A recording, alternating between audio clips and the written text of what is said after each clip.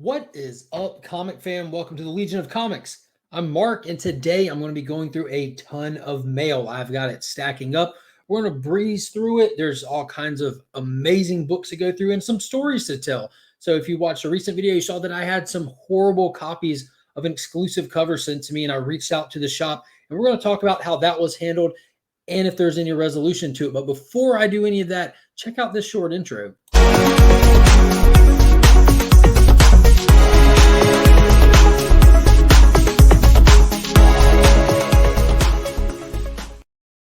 Huge shout out to Big Time Collectibles for sponsoring the monthly Legion Loot giveaway for all the channel members that are subscribed on that tier. If you're not following them already, be sure to check them out on Instagram, Facebook, wherever you're at on social media. You should be able to find them. They've got some of the sweetest exclusives in the game. Do not miss out on any of these drops.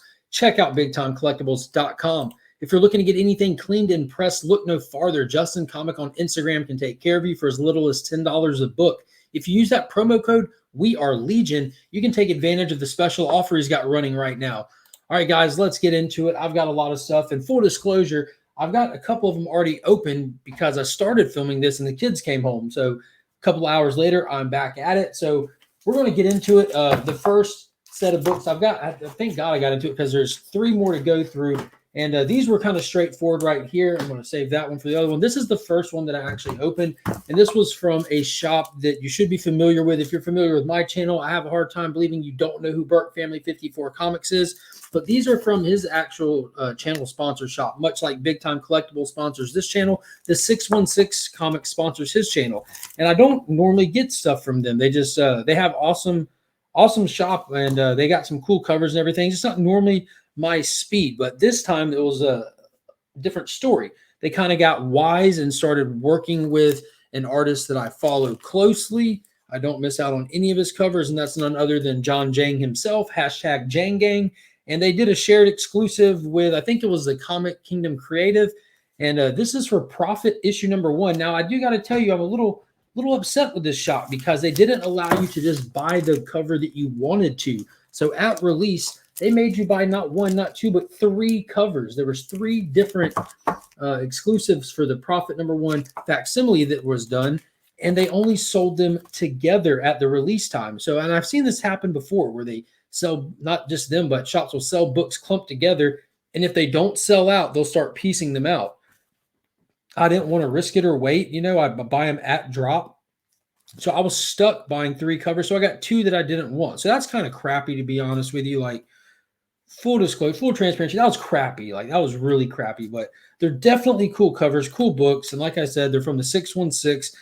And this first one is the Ryan Brown variant of Profit number 1.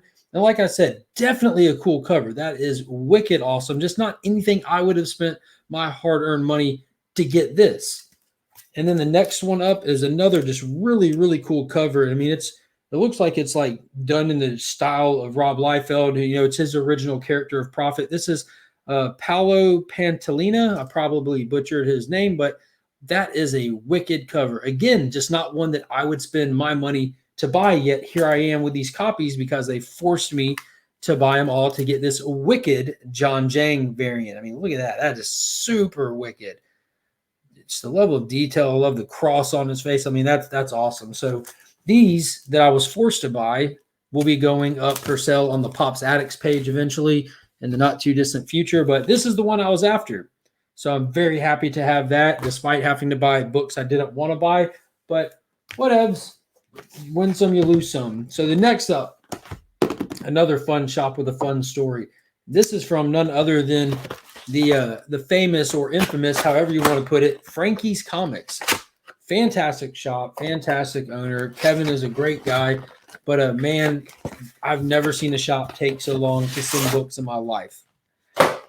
It doesn't bother me most of the time, except a couple of times now I've had to actually reach out to them and say, hey guys, are y'all ever going to send my books? And both times it was on books that were not pre-sales. They were books that were already in hand. And this is one of them. So this one is actually one that slipped through the cracks. Like I didn't realize that I didn't have it in the collection until I was going through the month of January, and I was posting Jang books every day on a post just to share the whole collection. And it dawned on me, like, dude, I never I never went back and bought that set. And luckily, it was one that didn't sell out. I was still able to get it from the original seller, which I love being able to do instead of paying those secondary market prices. And there's a good chance I might have been able to find one eventually, or if I had even looked in an auction for cheaper or something. But I still rather just buy them from the shops. It's just, I don't know. I like buying stuff from comic shops. Support the shops when you can.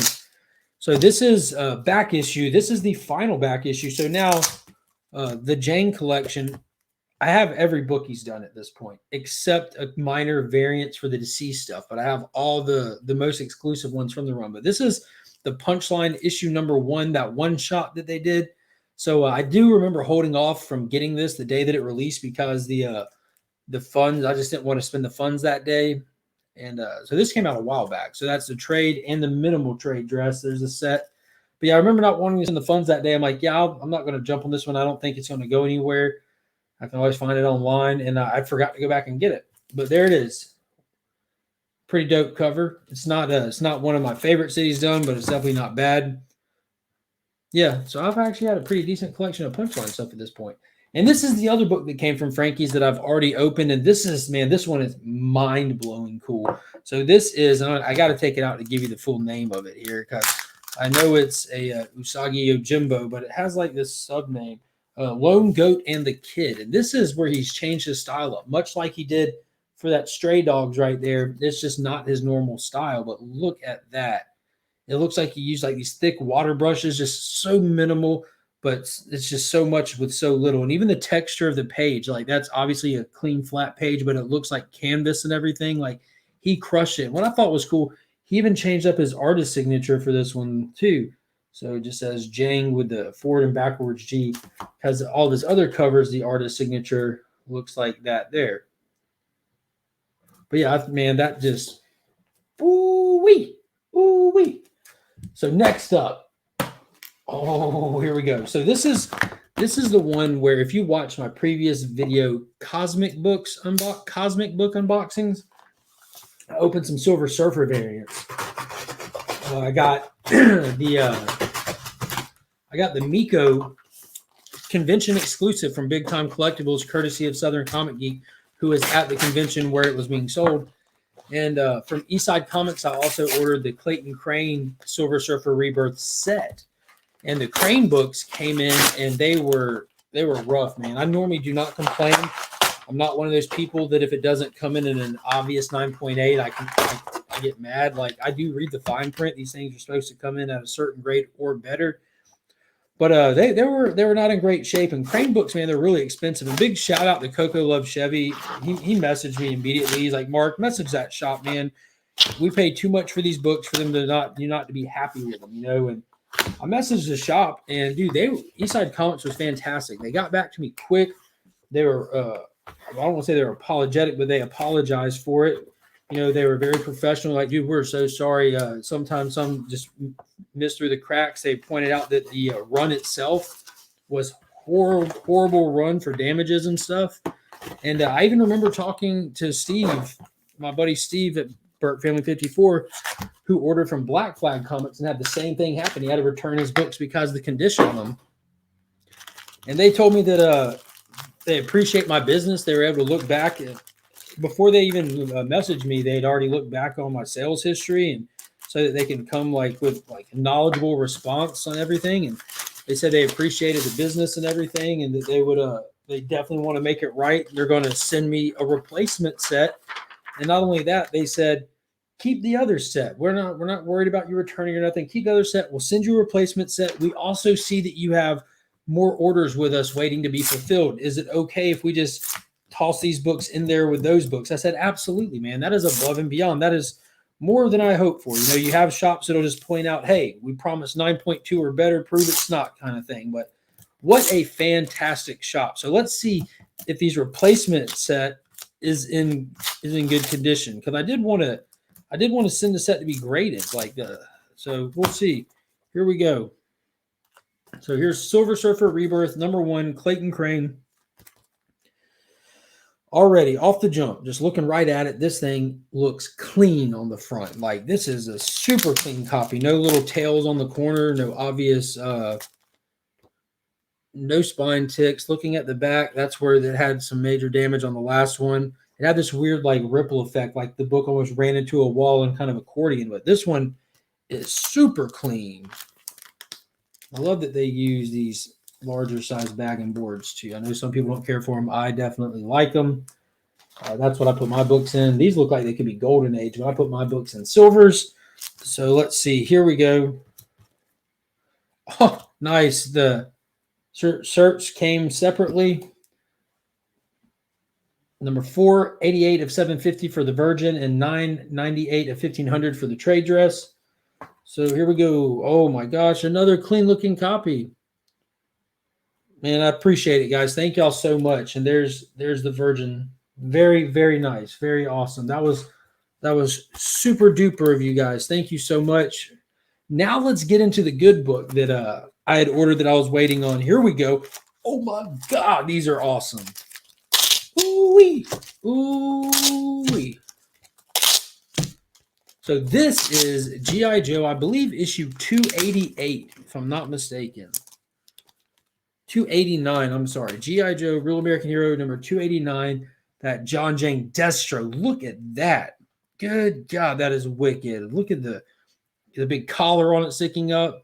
It's got the gun with all the cool little John Jang detail on it. My God, that looks awesome. And don't go anywhere. It gets better because not a trade Virgin set, but this is one of the ones where he just switches up the image completely. And he hooked us up with the Pimp Daddy Destro variant. He does have an actual name, and I was at a local comic shop today, Top Dog Comics, and they actually have an action figure of this. Apparently, it was done in one of the TV shows or something, or at a convention, or it was something. I don't know the details with it, but it's like Director Destro or something. But I love that he's got the cheetah print collar, the cool sunglasses. He's got the rings on, the pimp cane instead of a gun, and it's the Cobra. Like that is just wicked. That is wicked cool. So what an awesome set. Like, look at that. You know, he definitely had some fun with this one. Like, that is fantastic to add to the collection. If you haven't seen his other G.I. Joe work that he's done, hit up my Instagram. Just scroll back a little bit. I posted all of Jang's work in the month of January. And, dude, some of his G.I. Joe stuff is some of the best stuff he's done. Like, that Serpentor that he's done was just wicked, wicked. So, dude, again, big thank you to Eastside Comics. I highly recommend them to List A. Like, things happen. That shipment came in rough, but like I said, total professionals with the way that they handled it and everything. Just awesome stuff. So this last box, this last one is from none other than the channel sponsor themselves, Big Time Collectibles. What's up, buddy? You're supposed to be in bed. You're supposed to be in bed right now. So Big Time Collectibles, as you know, ships in these amazing comic shields. These things are fantastic. You want a sticker?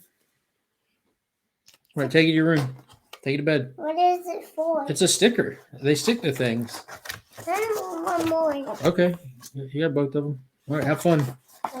So Big Time Collectibles just started firing up their Whatnot sales not too long ago.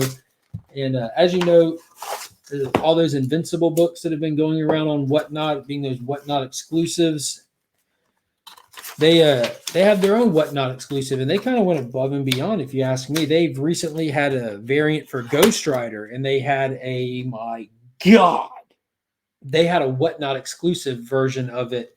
And this is the first Marvel Comics Whatnot exclusive. Oh my God. Woo-hoo-hoo. That is wicked. So this is Ghostwriter #1 from Lucio Perillo, and this is the Whatnot exclusive, limited to only 500 copies, I think. Oh my God. I'm sorry about the glare. It's in some Mylar magic. Dude, that is a wicked cover. Oh my God. I got to take it out. Coming out.